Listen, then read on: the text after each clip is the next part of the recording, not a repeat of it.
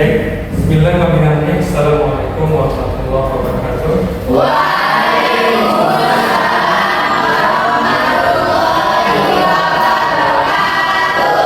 Alhamdulillah rabbil alamin. Allahumma shalli ala sayyidina Muhammad wa ala ali sayyidina Muhammad.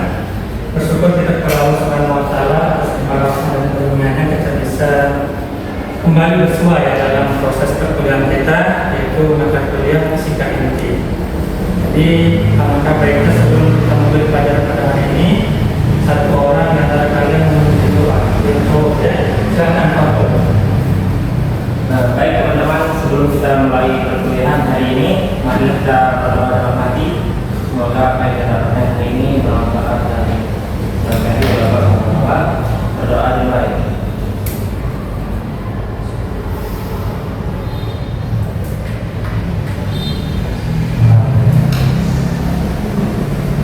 Baik, terima kasih Pak Rul. Kita lanjutkan pada hari ini, kita akan memasuki materi tentang keluluhan alfa, beta, dan gamma, atau sering disebut dengan keluluhan inti. Jadi nanti kita akan tahu seperti apa itu sinar alfa, seperti apa itu sinar beta, seperti apa itu sinar gamma.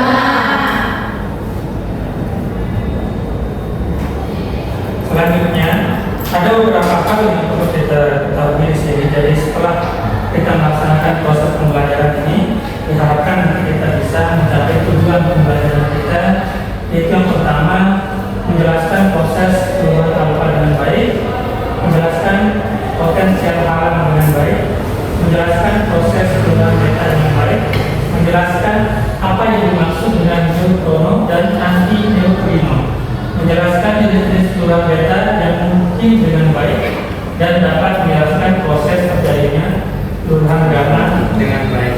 Jadi keenam tujuan pembelajaran ini diharapkan mampu kita capai setelah kita melaksanakan proses pembelajaran pada hari ini. Ya. Selanjutnya hal yang penting perlu disampaikan adalah dalam proses pembelajaran fisika inti, terutama fisika secara umum, itu kita tidak bisa terlepas yang namanya integrasi antara fisika dengan keagamaan kita, ya, khususnya agama kita, agama Islam. Jadi sejak belum adanya fisika sampai adanya fisika, bahwa terbukti bahwa semua ilmu pengetahuan itu ada kaitannya dengan apa yang telah disampaikan dalam Al-Quran. Seperti di sini. Jadi karakteristik partikel itu ada alfa, beta, dan gamma.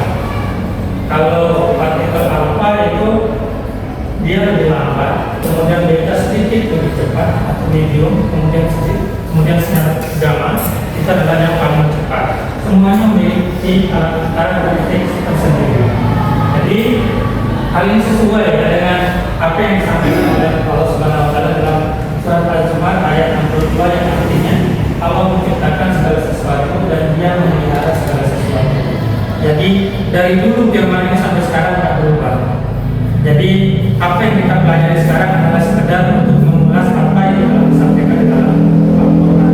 Kemudian yang kedua adalah Al-Quran ayat 23 yang artinya sebagai suatu sunatullah yang telah berlaku sejak dahulu, kamu sekali-kali tidak akan menemukan perubahan bagi sunatullah itu. Jadi ketika telah ditetapkan sejak dulu, maka tidak ada yang bisa merubahnya sampai saat ini. Begitu juga dengan sains, ya. Sains itu hanya bisa membuktikan apa yang telah disampaikan oleh Al-Quran. Jadi yang pertama, sebelum ada buku-buku ini telah disampaikan di dalam Al-Quran, dan benar adanya apa yang ada di dalam Al-Quran itu tidak pernah bohong, ya, tidak pernah berlainan dengan fakta-fakta yang terjadi sampai saat ini. Selanjutnya adalah mengapa kita belajar radioaktif ini sendiri, ya. Mengapa kita harus belajar apa itu sinar alfa, sinar beta, dan sinar gamma. Jadi beberapa dalam kehidupan sehari-hari kita sering kita saksikan, misalnya orang tua kita yang biasanya mengalami sakit tulang, ya. Biasanya yang tua-tua itu sakit tulang, dengan menggunakan sinar gamma atau sinar X namanya itu bisa mengetahui sejauh mana kerapatannya. Jadi yang diukur itu kerapatannya. Kalau dia semakin nggak rapat, berarti itu keropos. Tapi kalau kerapatannya bagus, berarti itu masih baik-baik saja tulangnya. Nah, itu salah satu contohnya. Kemudian ada sterilisasi radiasi, teknik pengaktifan neutron, melihat kerapatan tulang seperti yang tadi, pengawatan makanan, umur fosil, dan mengukur ketebalan bahan. Nah, inilah hanya harus kita pahaminya. Jadi berdasarkan fakta-fakta yang ada di lapangan ini, kita coba menggali nanti melalui diskusi kita masing-masing. Baik, oleh karena itu sekarang adalah kita saatnya berdiskusi. Saya akan membagi kalian menjadi 3 kelompok, di mana nama kalian itu dalam setiap kelompok sudah saya tentukan. Yang pertama, kelompok alfa itu di sini, kemudian kelompok beta itu di sini, kelompok gamma di sini. Langsung saja. Yang kelompok alfa langsung kita dulu ya. Kelompok alfa adalah Nurul Titian, Anil, dan Cynthia Sari.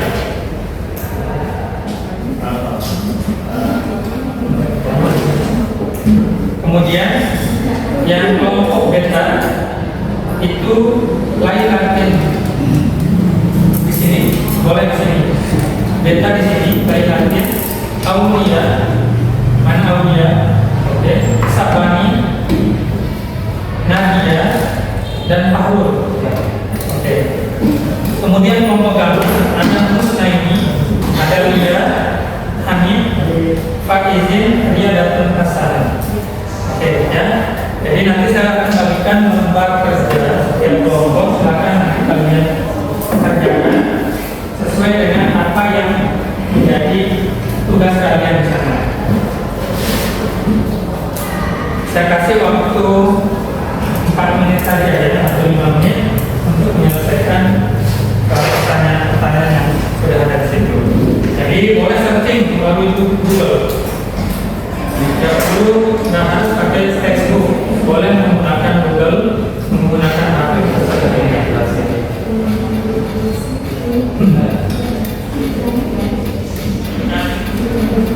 Pertanyaan kelompoknya, presentasikan hasilnya. Jadi nanti setiap kelompok akan mempresentasikan apa-apa yang sudah menjadi kalian yang sedang kalian kerjakan sekarang.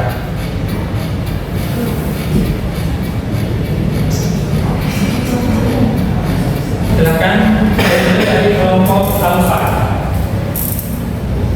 Silakan dipresentasikan sesuai dengan pertanyaan yang ada di sana. Langsung saja saya akan menjelaskan model reaksi sinar alfa dan contohnya, di mana reaksi peluruhan alfa itu isi yang tidak stabil melepaskan partikel alfa untuk mencapai kestabilan, di mana reaksi umumnya itu X disatukan dengan unsur Y plus alfa. Contoh reaksinya yaitu peluruhan uranium dengan nomor atom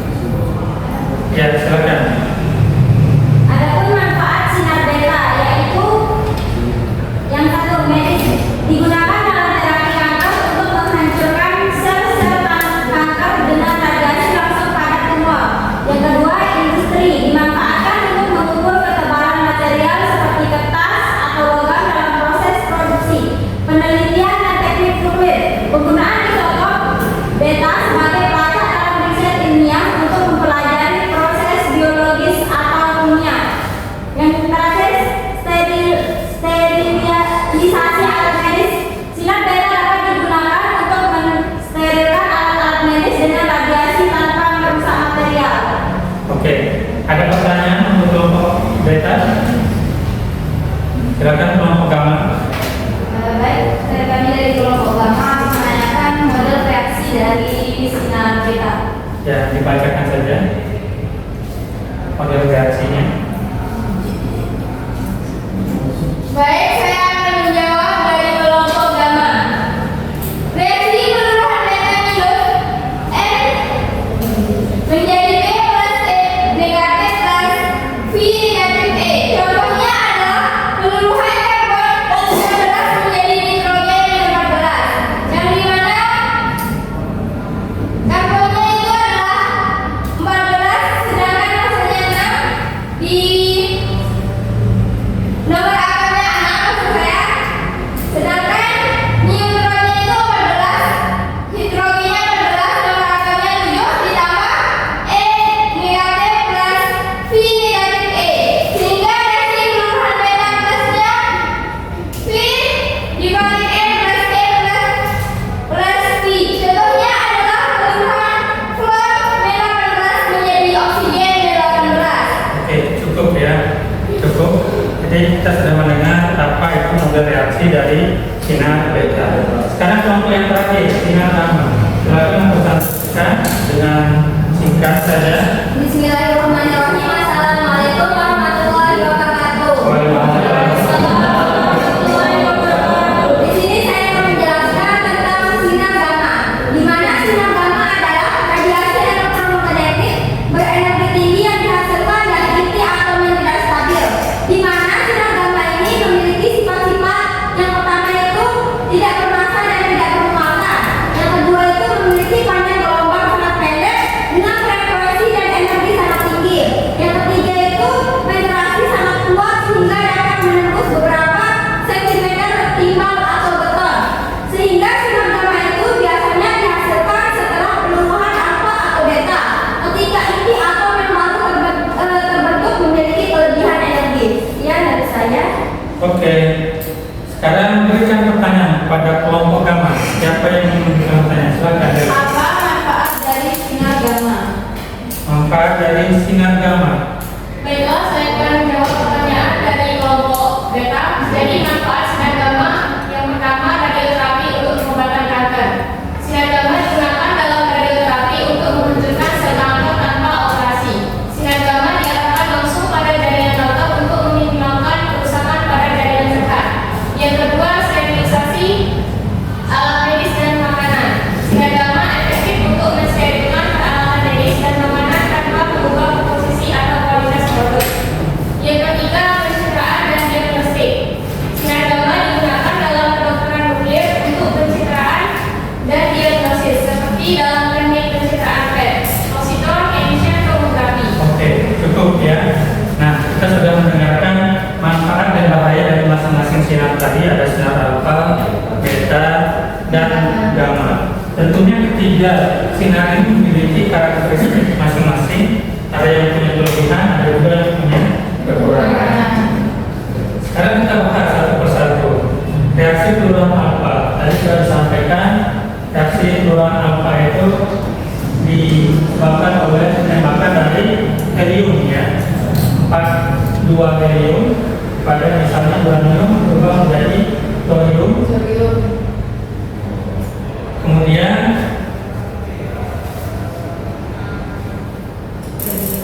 Kemudian ada radium yang berubah menjadi radion ya. Nah, ini gambarnya. Jadi ini satu kesatuan ya, radion. Ya. Kemudian setelah dikenai dengan unsur helium, maka dia akan setelah mengalami peluruhan maka akan menghasilkan radon dan helium. Nah, masing-masingnya akan membawa energi ya. Proses itu akan membentuk suatu energi. Jadi energi itu bisa kita cari dengan yang tadi rumus Einstein ya. I sama dengan atau E sama dengan secara umumnya E sama dengan M sama T kuadrat ya. Jadi kalau di sini tinggal diganti aja, I boleh, E juga boleh. Jadi ada Mx, My, dan Mc baru dikalikan dengan kecepatan cahaya atau C kuadrat. Begitu juga untuk turunan beta ya, memiliki beberapa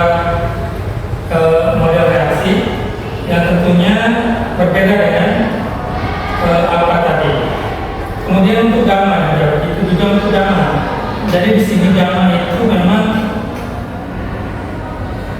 gamma ini merupakan bukan partikel lagi ya. Tadi kalau alfa, beta itu ada partikelnya, sehingga dia mudah berinteraksi dengan lingkungannya.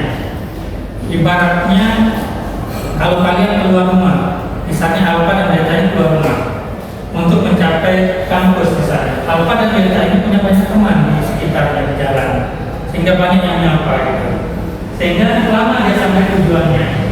Jadi alfa itu lebih banyak teman-temannya sehingga lebih lambat lagi, mudah berinteraksi dengan lingkungannya. Gamma juga begitu. Gamma juga memiliki partikel yang mudah berinteraksi dengan yang lainnya. Namun kalau gamma ini sinar gamma ini tidak memiliki teman sama sekali. Jadi dari keluar dari sekolah, dari rumah menuju kampus itu langsung, nggak ada macet-macetnya, nggak ada sapa-sapa yang sama orang lain, langsung ke kampus, jadi cepat sampai tujuannya. Jadi kalau sinar gamma itu memang sinar yang sifatnya elektromagnetik, bukan partikel lagi, melainkan gelombang elektromagnetik.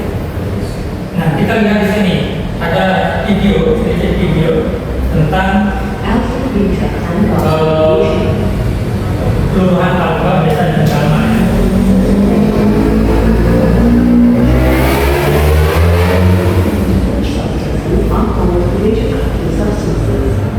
Here, one can observe the emission of the three major types of rays emanating from the radioactive substance based in Nah, ini adalah beta. Beta itu lebih ke arah positif, alfa itu lebih ke arah negatif. Kalau gamma yang merah ini tidak ada yang bisa mengaruhinya, baik positif ataupun negatif dia nggak berpengaruh. Jadi lurus jalannya, langsung menembus apa yang ada di depannya. are called beta rays. The rays that travel straight without deflection are called gamma rays.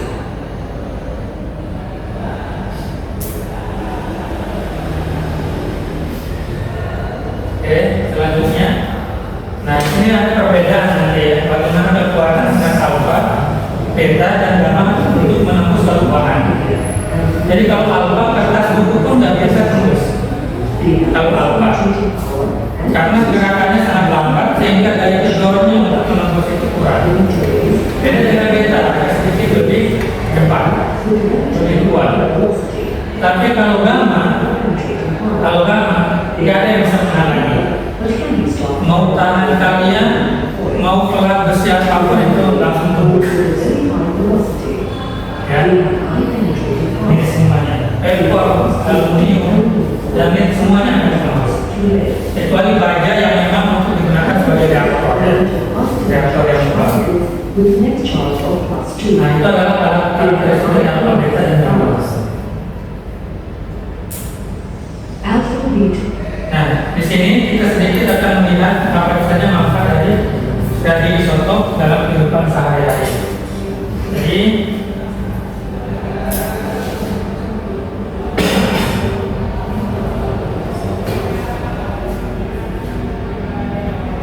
ya itu akan memunculkan keberadaan dari radioisotop itu sendiri ya. Maka tidak akan ada radioisotop di dunia. Kemudian sinar alfa akan membidik neutron dan kemudian jadilah radioisotop. Maka sinar beta dalam kehidupan sehari-hari bermanfaat untuk mendukung penelitian yang ekstrim. Para peneliti seperti arkeolog sebetulnya memanfaatkan acara sinar beta untuk menemukan fosil. Jadi tadi di slide awal itu yang ada untuk mengetahui fosil itu menggunakan sinar beta. Nah, kalau sinar gamma sudah kita ketahui banyak sekali, kita bisa langsung saksikan kalau sinar gamma itu dalam medis ya. Kalau kita pengen melihat organ-organ kita di dalam, itu bisa menggunakan sinar gamma atau sinar X. Nah, ini presentasi semuanya sudah lengkap dari perbedaan sinar alfa, beta, dan gamma ya. Kemudian ada manfaatnya, ada kekurangan, apa saja yang memiliki kelebihan dan kekurangannya.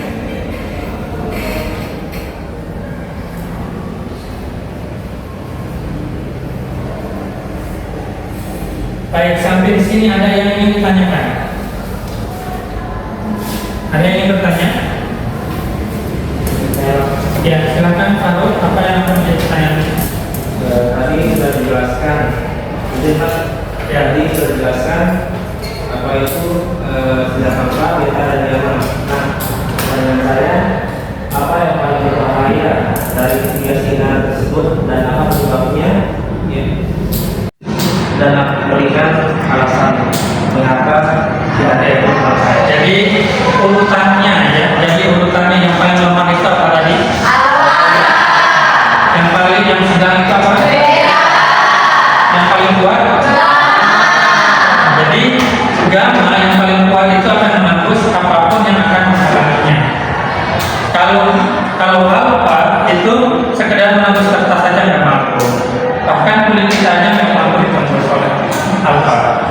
Kalau beta mungkin bisa ditembus hanya lapisan pertama, kulit kita saja. Tetapi kalau gamma itu bisa menyebabkan tembusnya kita sampai ke dalam.